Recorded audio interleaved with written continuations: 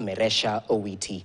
We begin with sad news where tonight Turkana County is bleeding after more than 20 fishermen were reportedly killed at the Todonyang border point along the Lake Turkana by suspected Dasanech militia from neighboring Ethiopia.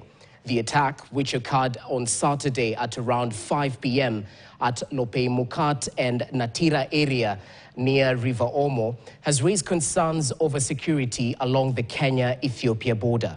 The Ministry of Interior has confirmed that multiple casualties were recorded during the Saturday night raid, where a heavily armed militia group ambushed the area. Elvis Koskei with the details.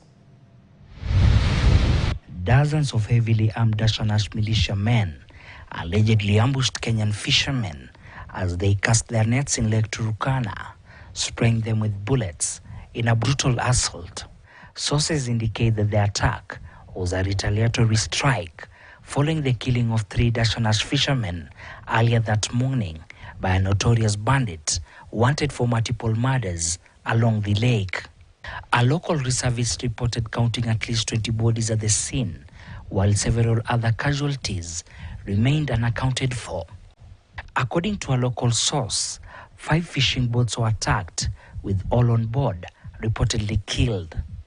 There are unconfirmed reports that some survivors were rescued and placed under the protection of Lopei Mukat's local chief, awaiting evacuation by the security forces.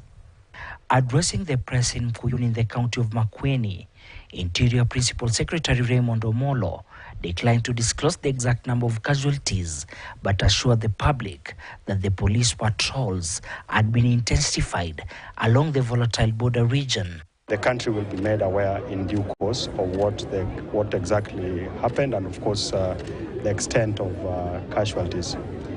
We are aware that there was conflict between the border communities, and it's not the first time it's happening. Now, it happened on Lake Turkana, but on the border, on the side of the Ethiopian territory. And what that means is, even in terms of communication, there's a lot of back and forth that our security teams are already doing on the ground. The regional commissioner, the county commissioner, and the county intelligence team is on the ground trying to look at that. So there's what you call, it's called the Dasanech community that is at the border between Kenya and Ethiopia. So for now, I would want to rest it at that. Ignore the numbers that are being peddled around, because that is not the correct position, and we'll be able to share with you as soon as we affirm and reconfirm everything. Meanwhile, the Office of the Inspector General of Police has asked the affected communities to remain calm and avoid any retaliatory action that could escalate tensions.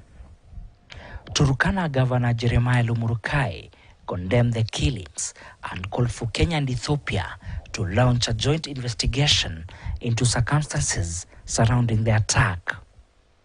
Elvis Koskei, KTN. We'll keep you updated in case of any developments.